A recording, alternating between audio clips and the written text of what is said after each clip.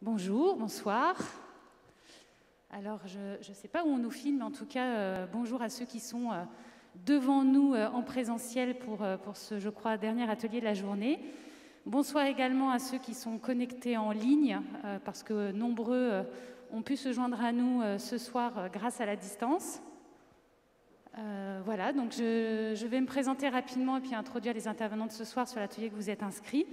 Alors peut-être que vous serez surpris en vous disant que je me suis trompée de support derrière moi, et que vous êtes trompé de salle et que vous êtes arrivé dans une salle de jeu, mais pas du tout, parce que l'actuariat c'est sérieux, mais ça ne nous empêche pas d'avoir des animations un peu ludiques. Et donc j'invite déjà dès maintenant les participants à l'atelier à vous connecter, tablette, smartphone ou PC, ça marche, au site qui est indiqué là-haut, kahoot.it. On ne révélera pas vos données personnelles, on ne vous en demande pas tant, et juste un pseudo. Voilà, donc je vous invite à vous connecter avec un pseudo, et ça nous servira tout au long de cet atelier.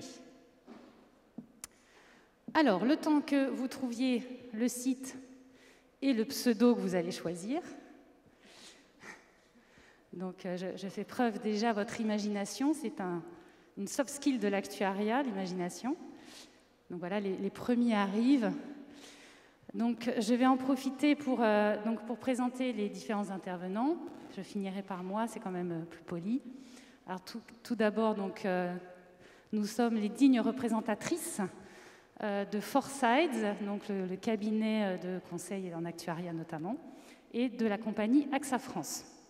Donc je suis venue accompagner, alors je regarde parce que, tu m'excuseras Voï, donc de Voairana Reinovazanani, j'espère que je me suis bien entraînée, donc, qui est associée au cabinet Foresides. Donc merci Voï d'être avec nous aujourd'hui, et qui est venue elle-même accompagnée donc, de Charlène Fusy, voilà, qui vont intervenir sur cet atelier.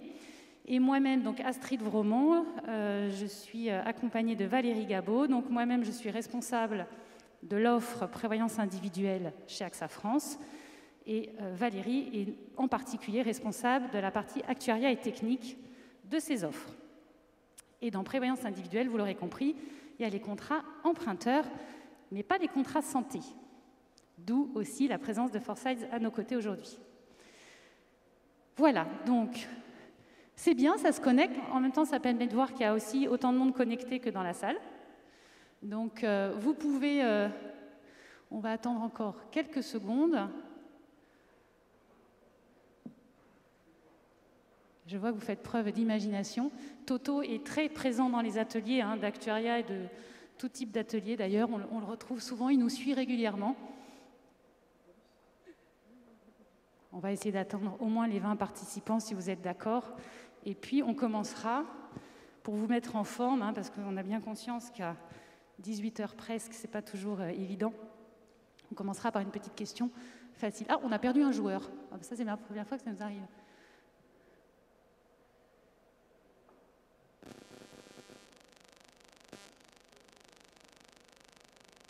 Allez, 3 de plus et on y va. Donc le site kahoot.it, pour ceux qui nous ont rejoints et qui veulent jouer avec nous, ce n'est pas obligatoire, évidemment, pour se connecter à l'atelier. Et le code PIN, donc smartphone, tablette ou PC, ça marche avec une connexion Internet. Alors je propose qu'on démarre donc avec notre première question qui est extrêmement facile, mais qui nous permet aussi de se dire qu'il ne faut pas trop tarder à répondre. Donc, on va démarrer le jeu, qui est très simple.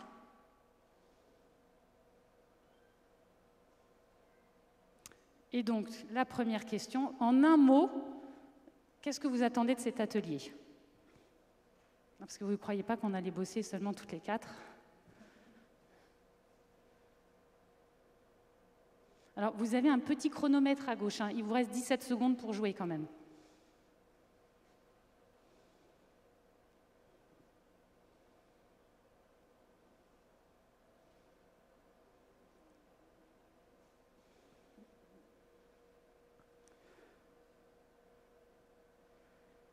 Alors, innovation claire, conseil, bon ça on peut déjà cocher, surprise, peut-être on a commencé, information, donc je pense que c'est ce qui apparaît le plus. Donc écoutez, on essaiera d'y répondre à ces attentes, vous nous direz à la fin de l'atelier si on y a répondu, et on va essayer de vous donner un maximum d'informations et surtout de la vision sur cet atelier qui finalement qui pose une question. Est-ce qu'elle va y répondre? On verra. Alors sans plus tarder, du coup, je vais laisser la parole à vous et qui va du coup lancer concrètement cet atelier. Merci de votre attention.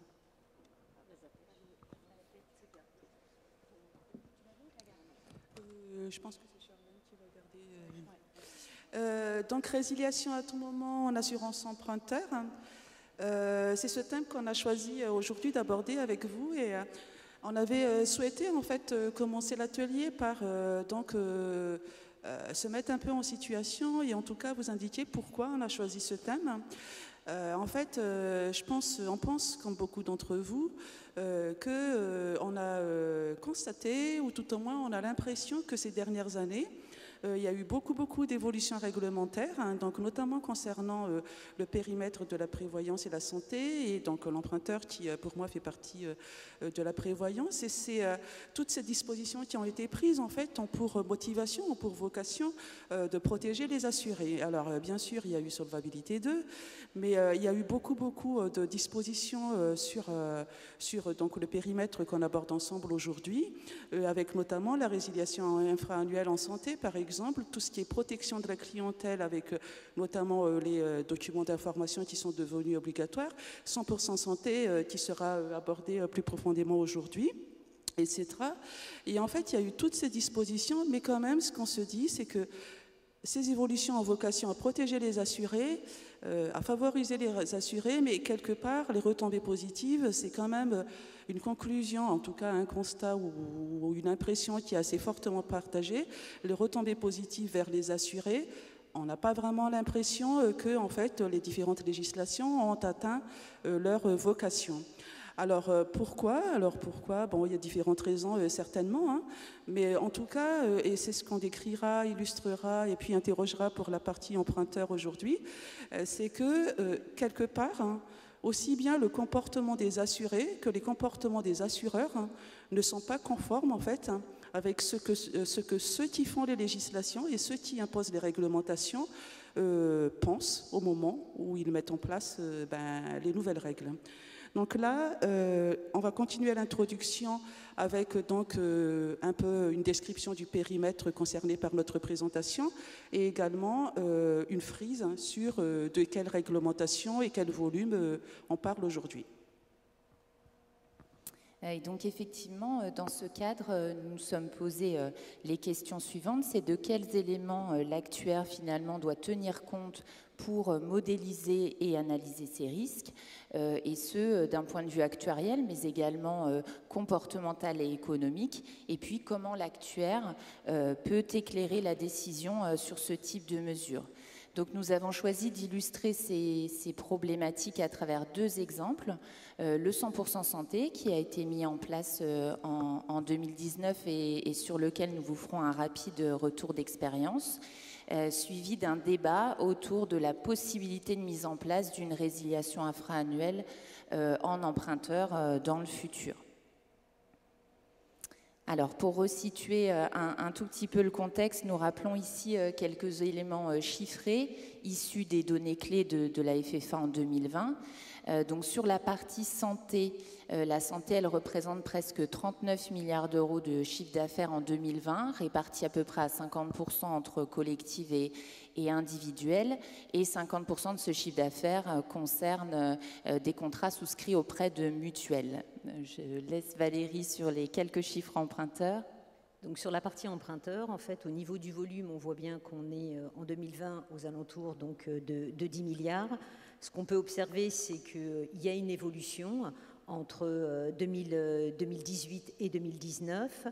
Et point intéressant, notamment par rapport, et on en discutera juste après, l'évolution de la réglementation, la partie qui est en délégation, donc qui aujourd'hui représente à peu près 12%, la croissance qui a été observée entre 2019 et 2020, elle est beaucoup plus importante que les 2,5 qu'on voit là, puisque là c'est vraiment au global, on est plutôt sur une croissance à 4,6. Donc on voit bien que l'évolution, et je pense qu'on peut peut-être passer sur voilà, la frise suivante, en fait on a eu une évolution sur la partie emprunteur qui est la première en 2014 avec l'instauration via la loi Hamon de donner la possibilité en fait aux assurés de pouvoir la première année pouvoir faire une déliaison de leur contrat d'assurance. Donc ça, c'était quand même, je dirais, une très forte nouveauté sur ce périmètre-là, qui était un périmètre où quand la personne avait choisi son assurance, c'était très très compliqué pour pouvoir sortir de son assurance qui était très corrélée avec son prêt. Et ensuite, la réglementation qui a, je dirais, accéléré le processus de liaison, c'est Bourquin, qui a été mis en place donc en 2017, sur lequel on voit à partir de 2018 qu'il y a un peu plus de volume sur la partie en délégation. Alors sur la partie santé, les dernières réformes notoires, c'est notamment la loi de sécurisation de l'emploi qui a permis la généralisation des contrats de santé en 2016 via l'ANI. On a également en 2019 donc la réforme du 100% santé sur laquelle on va revenir un peu plus en détail après. Et puis bien évidemment mise en place au 1er décembre 2020 la résiliation infra-annuelle. Alors, avant ce retour d'expérience sur le 100% santé, il faut resituer un petit peu le contexte d'avant-réforme en 2018. Ce qui a été constaté, c'est qu'il y avait un fort renoncement en soins, et en particulier sur 3 postes, le dentaire, l'optique et les aides auditives. Et ce fort renoncement en soins était principalement dû à un reste à charge important pour les Français sur les dépenses de santé liées à ces soins après remboursement de la sécurité sociale et des complémentaires santé.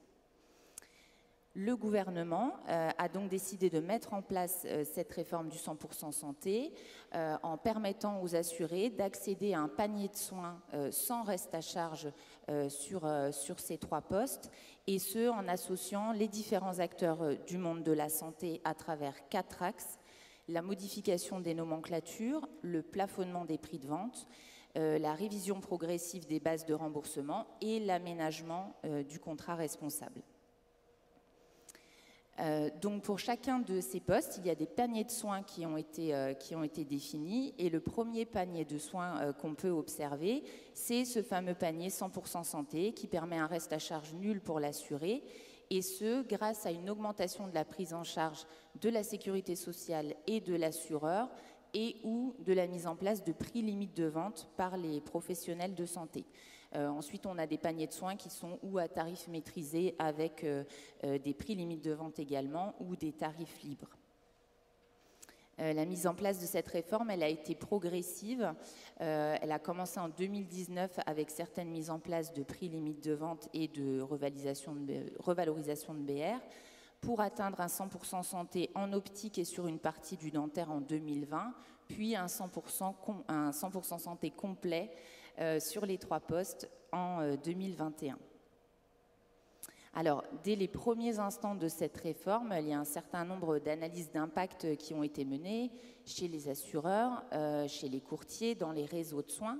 Et en fait, ces études, elles dépendent d'une part du mix portefeuille concerné, donc du segment, de la gamme de contrats concernés, et puis de la population couverte, mais également des hypothèses de modélisation retenues dans les études, et en particulier le choix des paniers de soins qui seront faits par l'assuré, et puis bien évidemment la hausse des fréquences de consommation sur ces postes en lien avec la baisse du taux de renoncement.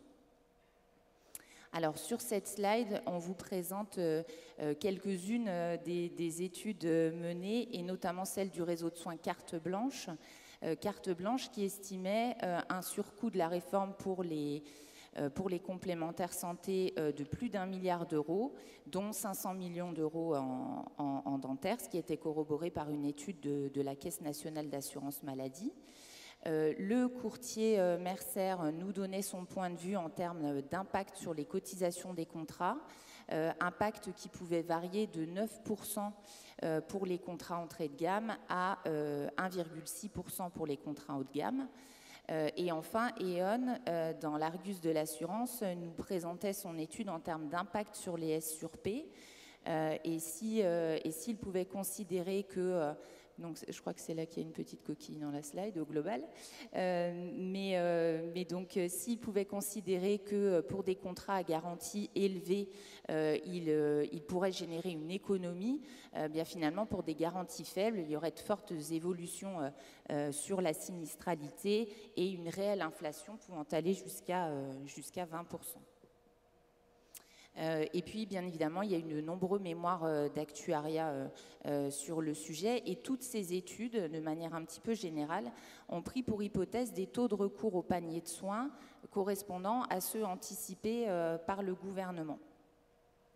Et dans la réalité, en tout cas dans la réalité vue à décembre 2020 dans une étude de la CNAM, eh bien, ce n'est pas du tout le cas. Voilà, et donc ça pose la question de l'équilibre de cette réforme.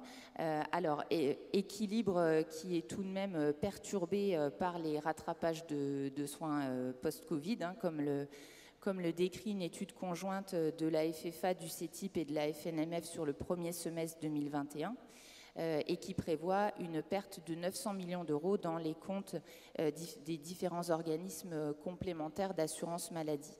Et cette perte, elle s'explique en particulier par le poste dentaire, sur lequel on constate une augmentation de 45% des prestations entre 2019 et 2021 sur la même période. Et cette forte augmentation, en fait, elle provient justement du taux de recours au panier de soins 100% santé qui est beaucoup plus fort qu'anticipé et qui vient maximiser les prestations. Et puis, sans doute en partie, de la convergence des prix des soins vers les prix limites de vente.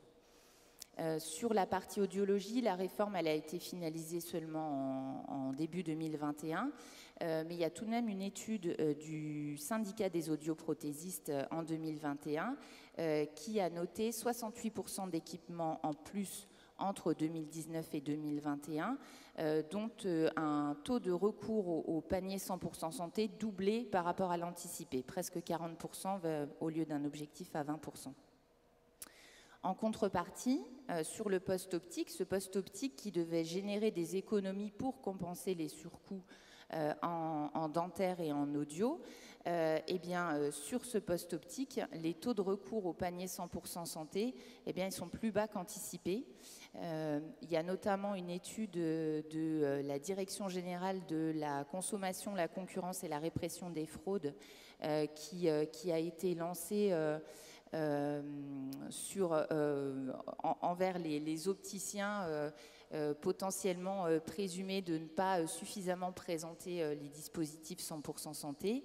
Et puis, on observe également un déséquilibre entre la baisse des montures prévues dans la réforme et une augmentation de la fréquence de consommation et de la qualité des verres. Ici, on vous présente sur 2020 une étude qui a été publiée par Catel Prunet d'AXA, qui fait notamment un zoom en santé individuelle sur la période post-confinement.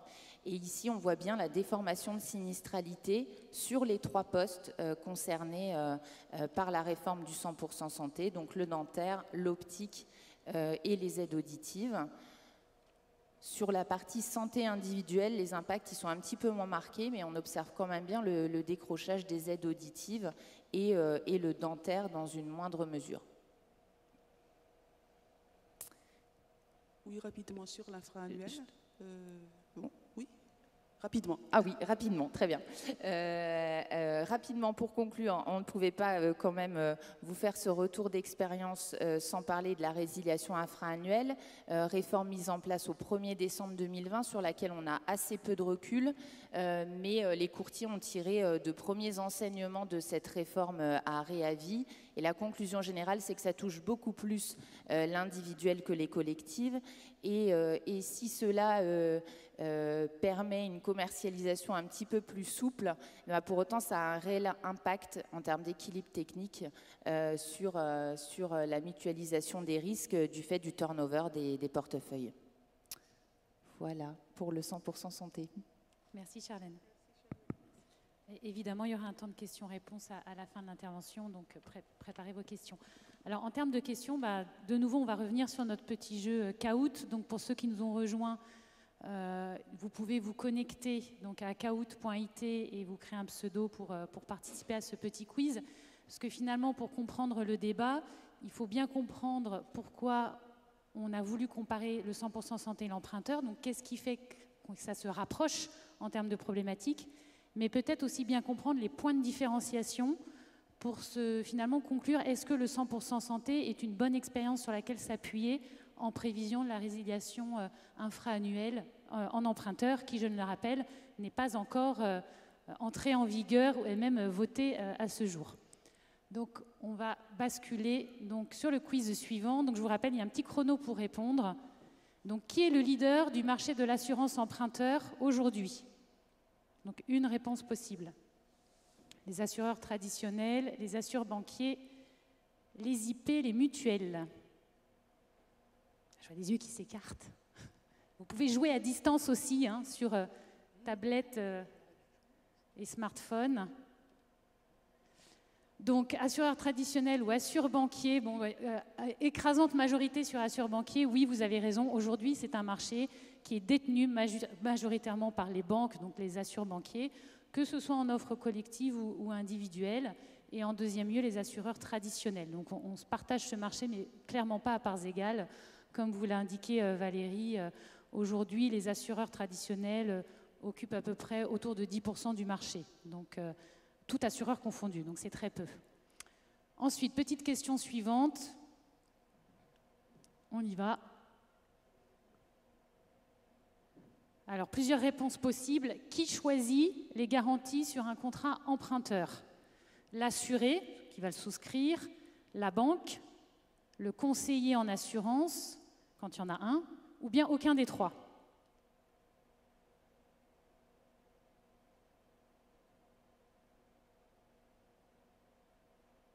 Évidemment, on éclairera pourquoi on vous pose ces questions-là après. Alors, nous avons majoritairement la banque.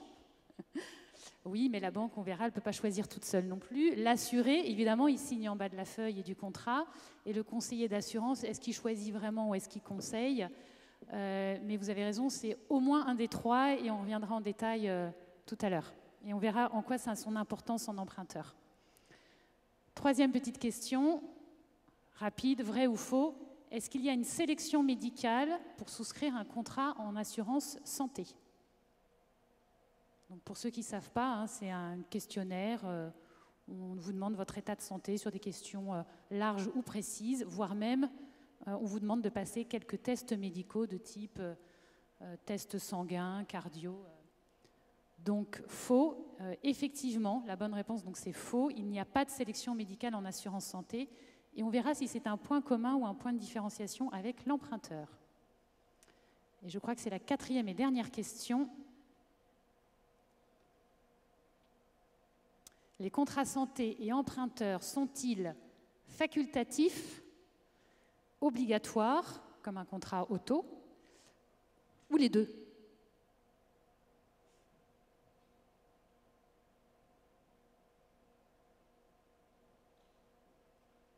Vous êtes rapide en réponse, c'est bien. Alors, il y en a qui répondent les deux. Oui, ça va être les deux et on verra pourquoi ils peuvent être les deux et en quoi ils sont et obligatoires et facultatifs dans certains cas. Alors, je propose qu'on rebascule sur l'atelier et peut-être pour vous donner les points d'éclairage. Donc, je vais me tourner vers Valérie et Charlène qui vont nous aider à avoir les points d'éclairage sur ces différents éléments. Et donc, on va commencer par les points comparatifs entre santé et emprunteur. Des points qu'on a un peu abordés. Peut-être, Valérie, je te laisse présenter les différents points. Déjà, on a parlé de contrats collectifs et individuels. Je ne sais pas si c'est des notions que vous maîtrisez, mais en tout cas, ça a des points importants parce que les deux formes existent sur ces contrats et on verra en quoi. Obligatoire ou facultatif et la sélection médicale. Alors Valérie, qu'est-ce que tu peux nous en dire sur ces points-là, en particulier peut-être sur l'emprunteur? Alors donc sur la partie emprunteur, donc on a bien des contrats qui sont collectif ou individuel, c'est ce qu'on disait tout à l'heure. Donc généralement, quand on est avec les banquiers, on est plutôt sur un contrat collectif. Et sur la partie individuelle, donc ce qu'on appelle les contrats en déliaison, donc là on est plutôt sur des offres qui sont individuelles. Donc on a bien les deux. Bon, la proportion écrasante, bien entendu, est sur la partie collective. Donc est-ce que c'est obligatoire ou facultatif? Sur la partie emprunteur, juridiquement, le contrat n'est pas obligatoire, contrairement à ce qu'on peut avoir par exemple sur l'auto. Là, c'est vraiment un contrat obligatoire. Pour autant, quand vous allez chez votre banquier, c'est très rare qu'on vous prête, et notamment si vous faites un prêt immobilier, de l'argent s'il n'y a pas une contrepartie assurantielle. Donc, dans les faits, on peut quand même considérer qu'on est sur un contrat qui est obligatoire. Et la sélection médicale au niveau de l'assurance emprunteur, alors sur la partie collective ou individuelle, alors les niveaux ne sont pas tout à fait les mêmes, mais on a une sélection médicale sur l'emprunteur. Alors peut-être rapidement du coup pour comparer effectivement sur la santé, on va également retrouver les deux formes de contrats, collectif et individuel. Collectif qui a pris une proportion d'autant plus importante avec l'effet de l'ANI, mais il y a toujours des populations hors ANI à couvrir comme les seniors. Ces fameux contrats dans le cadre de l'ANI, ils sont obligatoires puisque ce sont des contrats collectifs mis en place par l'employeur, mais donc on a toujours la possibilité de souscrire à un contrat facultatif pour autant, et donc toujours notamment pour la population senior. En termes de sélection médicale, c'est ce qu'on disait tout à l'heure, en général pas de sélection médicale, sauf pour des garanties premium. Merci, on va voir que ça a son importance. Alors, autre aspect peut-être plus technique dans la construction des contrats et donc les effets qu'il peut y avoir de ce type de réforme en termes de garantie, formule, montant de prestations et aussi qu'est-ce qui impacte le tarif, parce qu'on verra, et tu l'as dit Charlène tout à l'heure, il y a des effets sur la sinistralité, qui dit effet sur la sinistralité a des effets sur le tarif, et pour autant on veut mieux couvrir les gens, donc ça veut dire aussi une population plus large avec un tarif plus faible. Alors, Valérie, sur l'emprunteur, quel éclairage tu peux nous donner? Alors, sur la partie emprunteur, donc les garanties, généralement, c'est assez classique. Bien entendu, le décès, puisque ça représente à peu près 70% en moyenne de la prime d'un contrat emprunteur. De l'incapacité, donc l'incapacité, c'est souvent avec des franchises 90 jours. On est quand même sur du risque un peu différent par rapport à ce qu'on peut avoir sur des TNS. De l'invalidité, et on a certains acteurs qui proposent aussi du chômage, mais quand même beaucoup moins représentés. Et bien entendu, le montant des prestations, il va dépendre bien sûr du prêt, du montant du prêt évidemment, et bien entendu de la durée. Donc au niveau de l'approche, on est sur, alors quand on est sur la partie individuelle, ce qui est extrêmement discriminant sur la tarif, ça va être bien entendu l'âge de la personne, bien évidemment, puisqu'on est quand même en prévoyance, la catégorie socio-professionnelle, donc la profession de la personne, si la personne elle est fumeur ou non fumeur, parce que ça c'est, on discrimine au niveau du décès sur cette dimension-là, et comme je le disais tout à l'heure, bien sûr, le montant du prêt et la durée. On est sur un produit sur lequel, dès qu'on souscrit le prêt, on a l'assurance qui est adossée, et donc il y a un engagement de l'assureur de maintenir quelque part le tarif. Donc il n'y a pas de révision du tarif au cours de la vie du contrat. Et sur la durée, bien entendu, c'est en fonction de la durée du prêt. Donc tant que le prêt n'est pas éteint, la couverture est toujours d'actualité. Alors sur la partie santé, au niveau des garanties, donc on a effectivement ce socle imposé de 100% santé. En ce qui concerne les contrats collectifs obligatoires, il y a également un panier de soins qui a été introduit par l'ANI comme plancher minimum. Et puis on peut aller jusqu'à des garanties très très premium avec des prises en charge renforcées en optique, en dentaire, en hospi. Le montant des prestations, il va dépendre d'une part des dépenses de santé et d'autre part de la prise en charge qui en aura été faite auparavant de la sécurité sociale. Et bien évidemment, on ne rembourse les prestations que dans la limite des frais réels. Au niveau de l'approche tarifaire, c'est une approche par profil moyen, et par profil moyen, on entend l'âge, le sexe, la territorialité, mais on peut également tenir compte, par exemple, de la sinistralité d'un groupe connu. Au niveau du tarif, il est réajustable chaque année, et il y a notamment un certain nombre de contrats qui sont indexés sur le PASS, se passe évoluant, bon, pas forcément les dernières années, mais normalement évoluant chaque année, le tarif évolue de la même manière. Et puis ce contrat, il dure jusqu'au décès de l'assuré. Donc pas mal de points de différenciation finalement sur cet aspect de structuration de produits, de tarifs, et aussi les leviers que l'actuaire va pouvoir activer ou pas en prévision d'une réforme ou a posteriori, on l'a vu tout à l'heure, quand finalement les observations peuvent être un petit peu différentes de ce qui avait été anticipé. Mais on va y revenir. Dernier petit comparatif, et là si vous voulez bien je vais le faire, c'est plus sur l'aspect marché. On a vu les aspects techniques. Maintenant, le sujet, quand il y a une réforme de volonté de mieux couvrir la population, c'est où on en est sur le marché et la pénétration du marché en santé en emprunteur. On peut dire qu'en santé, la population est quasiment couverte par un contrat collectif ou individuel. Voilà, on va dire quasiment, parce qu'il y a toujours quelques zones, quelques personnes qui ne se couvrent pas. Sur l'emprunteur, évidemment, on ne s'assure pas sur un emprunt si on n'en a pas. Mais en tout cas, tous ceux qui ont un emprunt, c'est ce que expliquait Valérie, en particulier en immobilier, qui est le premier emprunt, les gens sont couverts dans les faits par la banque qui leur impose. Donc ça va être surtout un marché de conquête au moment où il y a l'émission d'un nouveau prêt ou de la reprise d'un acteur à un autre. Donc là, ça va être la bataille, un peu comme la santé, de reprise à la concurrence d'un marché. Donc il y a bien une mise en concurrence du marché. Les acteurs au contrat, il y avait une petite question dans le quiz, qui intervient sur le contrat. Ce qu'on peut dire aujourd'hui, le principal élément clé de différenciation, c'est la banque. Parce que la banque est un acteur en plus dans la configuration du montage avec le client et l'assureur. Et la banque, on le verra, elle peut intervenir à plusieurs titres. Là où en santé, il va y avoir l'employeur, mais finalement c'est un peu l'employeur souscripteur. Et finalement, après, ça se résume surtout à l'assuré et ses choix. Et du coup, on verra dans la relation client et dans les démarches administratives, cet acteur banque, en plus sur l'emprunteur, on n'est plus en relation, j'allais dire, binomiale entre l'assuré et son conseiller qui représente l'assureur, mais il va y avoir un triptyque avec la banque et qui peut prendre plusieurs casquettes et profils. Donc finalement, les messages qu'on voulait vous donner dans ce petit comparatif pour bien donner aussi les éléments de comparaison et d'inspiration d'un marché à l'autre, bon, ce qui est sûr, c'est que quand on parle santé ou emprunt, ça parle à tout le monde. Quand on parle d'autres contrats plus sophistiqués, là, il faut faire un peu de pédagogie. Donc, les clients ont bien identifié leurs besoins, ils savent quand est-ce qu'ils vont se couvrir en santé ou en emprunteur. Et puis du coup, comme ils ont bien compris, beaucoup d'acteurs sont sur ces marchés, et donc ce sont des marchés de reprise, et donc les prix sont très compétitifs. En tout cas, ils doivent le rester.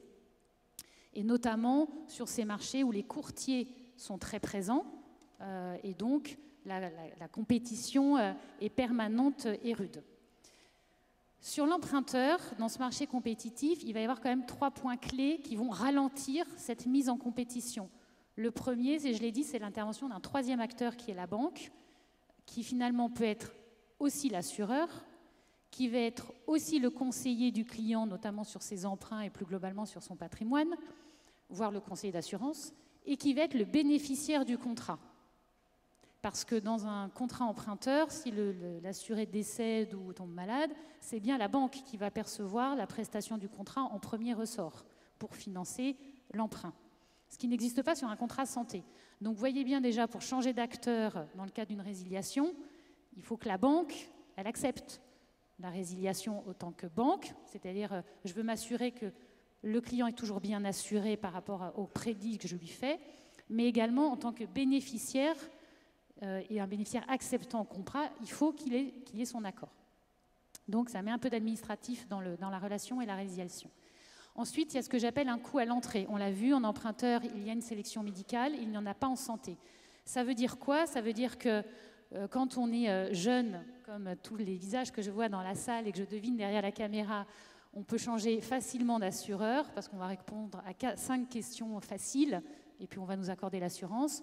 Quand on est moins jeune, qu'on a eu quelques antécédents médicaux, les assureurs sont beaucoup plus regardants pour vous assurer. Du coup, on va peut-être un peu moins faire le tour du marché parce que les portes, au fur et à mesure des années, c'est la réalité, elles vont se fermer parce que notre état de santé se dégrade. Voilà, donc petit message, prenez soin de votre santé, vous aurez le choix des assureurs. Mais donc ça veut dire que c'est aussi un coût à l'entrée, c'est-à-dire que le marché tourne moins vite du fait de cette sélection médicale, en tout cas pour certains profils. Et puis comme on l'a dit tout à l'heure, c'est extrêmement important pour l'assureur parce que j'aime bien prendre cette image. En emprunteur, la sélection, c'est comme en boîte de nuit. Ça se fait à l'entrée. Une fois que vous êtes entré, tout se passe bien. Et le tarif, il est fixé à l'entrée. Il ne bougera plus. Voilà, donc j'aime bien cette image de la boîte de nuit. En santé, vous souscrivez un contrat santé, tous les ans, vous pouvez être majoré. Donc l'assureur doit être extrêmement sélectif. C'est le videur à l'entrée qui va regarder si vous êtes en jean, en basket ou en chemise, qui va vous dire si vous rentrez ou pas, parce qu'après, il s'est engagé à maintenir les prix à l'intérieur. Et dernière chose, les démarches administratives, j'en ai parlé, donc il peut être un petit peu plus lourd du fait du nombre des acteurs. Donc tout ça, c'est l'actuaire aujourd'hui. Dans tout ça, il fait quoi, lui? Alors, on s'amusait à aller regarder la définition du Larousse, que je vais vous lire, mais la retenez pas trop, parce qu'elle est très incomplète. Il est spécialiste de l'application du calcul des probas, de la stat, aux questions de la prévoyance, d'assurance et de finance. Donc finalement, on a envie de se dire, dans tout ce que vous nous avez montré, à part le S sur P et quelques chiffres, finalement, pourquoi on parle aux actuaires de ce sujet-là, alors qu'on parle de marché, de comportement, de turnover, de sélection médicale, voilà. Et en fait, on va voir que le rôle de l'actuaire va beaucoup plus loin que cette définition du Larousse ou du petit Robert. Donc si Robert, tu nous entends, il faudra aller voir l'Institut des actuaires. Donc, une fois qu'on s'est dit tout ça, peut-être un petit point d'actualité, parce que vous savez, la résiliation infra-annuelle en emprunteur n'est pas encore votée ou d'actualité. On entend beaucoup parler depuis 1 an.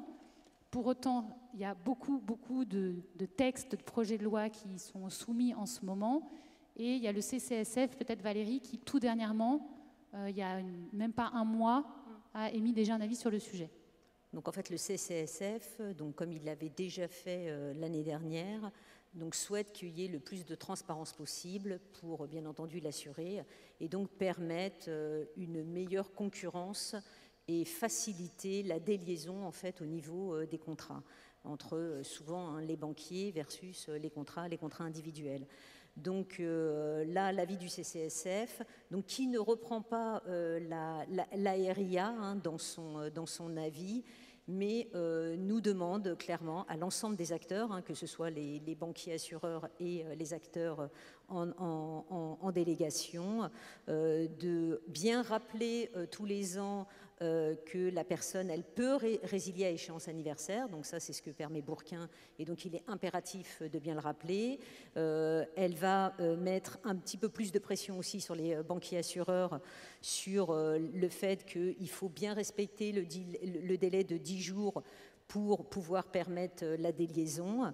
Donc on voit bien qu'on est sur un marché où, que ce soit le CCSF ou le dernier projet de loi qui a été déposé et qui sera discuté avant la fin du mois, il y a une volonté de toute façon de pouvoir faire plus de concurrence sur ce marché-là. Voilà, donc ça c'est ce qu'on va voir juste après. Donc on voit bien qu'on est un peu comme en santé. On pense que quand même l'ARIA, il y a de fortes chances qu'elle se fasse.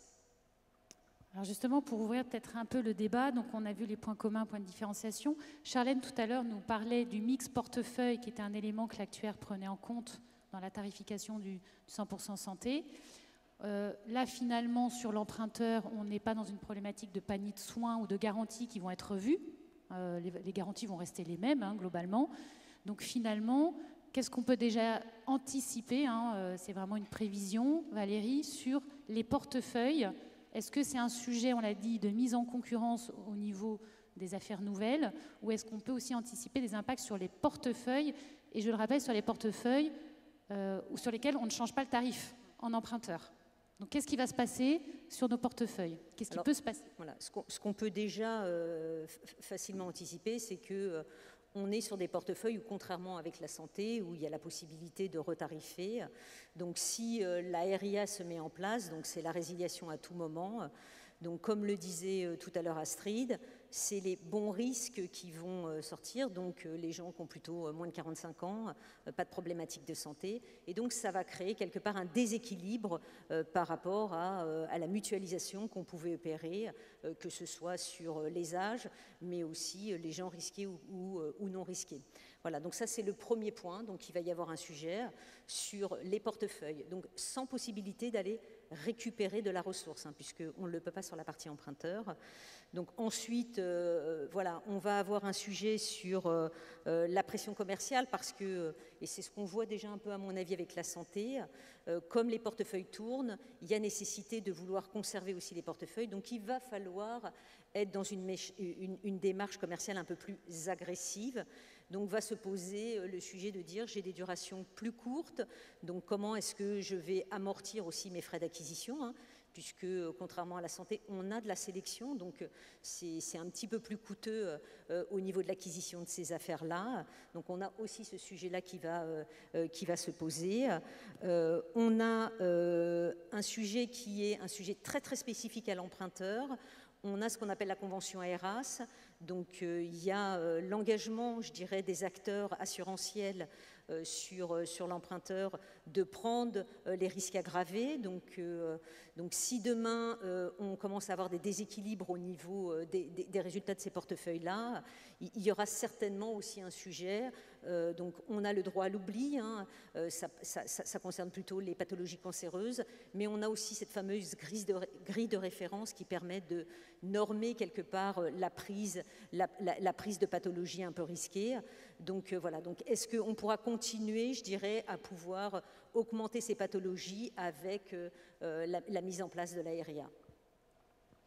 Donc finalement, si j'essaie de synthétiser les impacts clés qu'on anticipe, des portefeuilles qui vont tourner là où ils sont plutôt stables aujourd'hui, ou quelques reprises concurrence près, parce qu'on a quelques freins à rentrer sur un contrat emprunteur, mais ces freins, ils ne sont pas communs à tous les assurés, tu l'as dit. Les jeunes, les bonnes santé vont avoir aucun frein à passer d'un assureur à l'autre, donc ça peut déstabiliser l'équilibre des risques en portefeuille et qui dit des risques, la sinistralité, l'équilibre technique et finalement les marges aussi hein, des assureurs. Et finalement, va se poser la question de est-ce que l'assureur va augmenter son prix à l'entrée pour anticiper aussi des durations plus courtes parce qu'il va prendre des risques plus graves, plus longs et les bons risques plus courts. Mais si, on l'a vu, il augmente trop son tarif, comme je l'ai dit, c'est des marchés très compétitifs.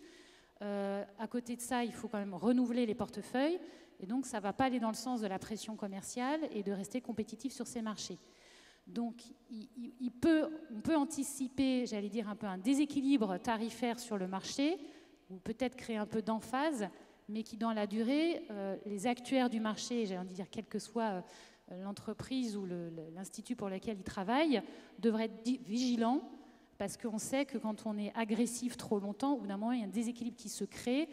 Et au final, c'est soit les assureurs baissent leur marge jusqu'à un certain point, soit les réseaux sont moins bien rémunérés et donc ne vendent plus ces contrats, donc ne couvrent plus les clients, soit finalement c'est l'assuré qui va se retrouver à payer plus cher, ou bien, et je ne l'espère pas dans ces marchés-là, on pourrait avoir des acteurs qui se retirent du marché parce que l'équilibre ne se retrouve pas. Donc, voilà, ce qu'on anticipe, c'est une grande vigilance. La compétition, finalement, c'est une bonne chose, c'est sain, c'est ça qui est recherché aussi dans cette réforme, hein, c'est une meilleure couverture et l'accès à un plus grand nombre. Et notre rôle d'actuaire, c'est aussi de s'assurer que les prestations pourront encore être délivrées à l'échéance d'un prêt qui dure 5, 10, 15, 20, 25 ans, 30 ans aujourd'hui. Hein, les emprunts, ce n'est pas des risques courts, donc c'est tout cet équilibre qu'il faut retrouver. Donc, peut-être plus d'individualisation, moins de mutualisation si on devait résumer. Et finalement, ce qu'on voulait vous donner comme message dans le rôle de l'actuaire, ce n'est pas de prendre que le côté chiffré du sujet, parce que tarifer un contrat emprunteur, il y a de l'expérience sur le marché et dans les entreprises. Il va y avoir des impacts sur les coûts, acquisition, duration, niveau de risque, sélection médicale, qui sont aussi des sujets dont les actuaires se saisissent et doivent se saisir. Pour être au rendez-vous de ce type de réforme, sachant que, on l'a mis, hein, pas de boule de cristal, donc on n'en a pas nous non plus, c'est l'expérience qui parle. On l'a vu sur la santé, on a fait le parallèle, parce que finalement, il y a eu des études a priori et il y a des impacts a posteriori. Et donc, au final, ce qu'on se dit, c'est que l'accès à une meilleure concurrence, il faut bien regarder l'impact pour l'assureur, mais pas que, c'est comment l'assuré va réagir sur le marché. Est-ce qu'il va devenir volatile? Est-ce que finalement les démarches administratives vont rester un frein?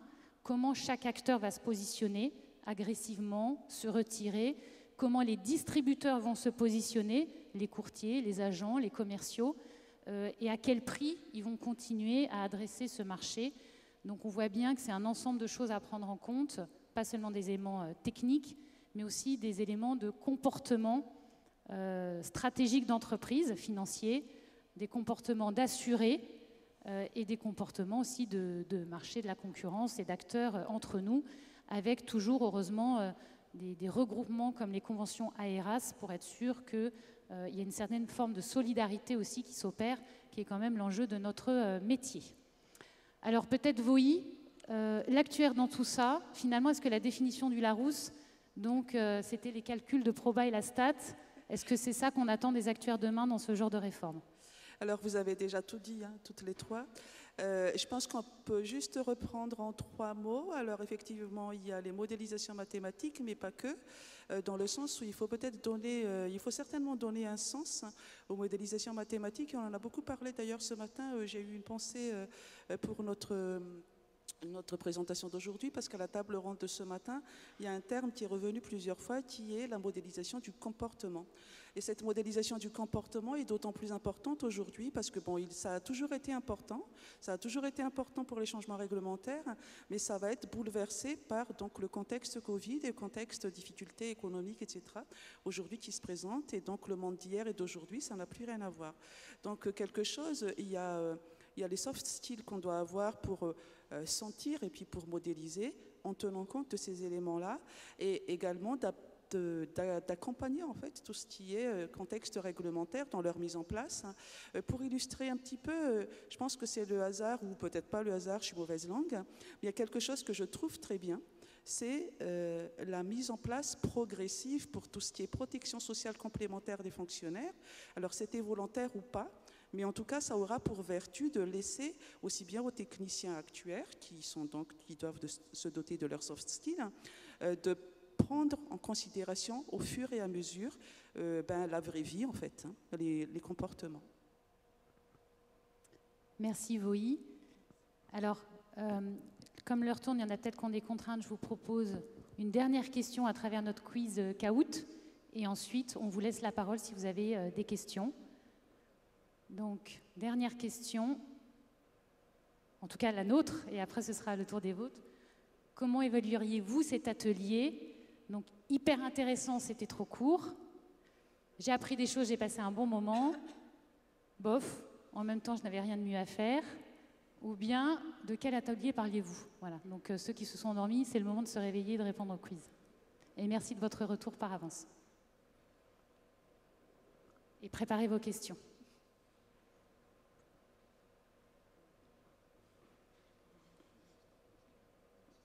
Il y en a qui n'osent peut-être pas répondre, vous êtes sympa. Bon, en tout cas, merci pour votre franchise, en tout cas pour la personne qui a mis bof, et tant mieux, on est à disposition à la fin.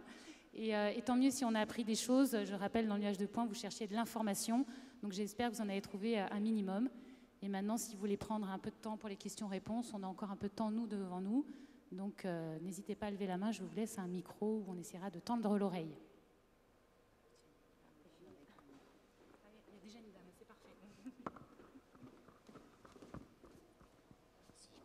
Bonjour, merci pour cette présentation et ce parallèle entre la santé et l'emprunteur. Sur l'emprunteur, depuis la loi Hamon, il y a la possibilité de résilier annuellement les contrats d'assurance. Donc finalement, est-ce que la résiliation infra-annuelle, ce n'est pas une tempête dans un verre d'eau finalement? Alors c'est une bonne question. J'ai envie de dire, ça dépend de la taille du verre d'eau. C'est un peu comme la bouteille est moitié pleine et à moitié vide. Hein. Soit on la voit à moitié pleine, soit on la voit à moitié vide. Moi, j'ai tendance à dire la bouteille n'est pas de la bonne taille. Voilà. Donc, c'est une bonne question. Tempête dans un verre d'eau, ça peut être l'eau qui reste calme. Et j'ai envie de dire, le premier élément qui va créer la tempête, je pense que c'est le comportement de l'assuré. Et comment il va être sensible à cette capacité de résiliation qui, je pense, on peut quand même le rappeler, existe après un an. On peut déjà résilier à tout moment après la première année du contrat. Donc c'est peut-être là où on va se dire finalement, à chaque date anniversaire, on peut déjà résilier, effectivement. Donc est-ce que finalement l'assuré a besoin fondamentalement, de résilier un contrat emprunteur en cours d'année, ou est-ce que ça ne peut pas attendre la date anniversaire, sachant que les prix sont figés? C'est peut-être ça, finalement, la vraie problématique. Est-ce que les gens vont faire cette démarche? Est-ce que le prix en vaudra le coût, enfin le coût d'effort, et peut-être que ce sera une tempête dans un verre d'eau, et que le verre d'eau, j'espère qu'il se remplira, c'est-à-dire que les gens iront chercher les bons tarifs quand même. Je ne sais pas si ça répond à votre question, mais je n'ai pas la boule de cristal. Est-ce qu'il y a d'autres questions?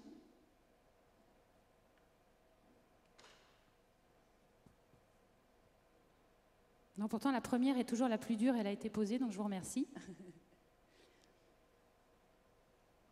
Eh bien, on n'a plus qu'à vous remercier en tout cas pour votre attention.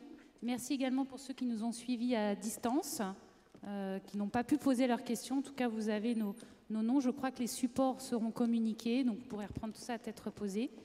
Et j'espère qu'on vous a donné envie de vous y intéresser un peu plus dans les mois qui viennent. Merci aussi, mesdames, et à l'Institut pour l'organisation. Bonne soirée. Merci.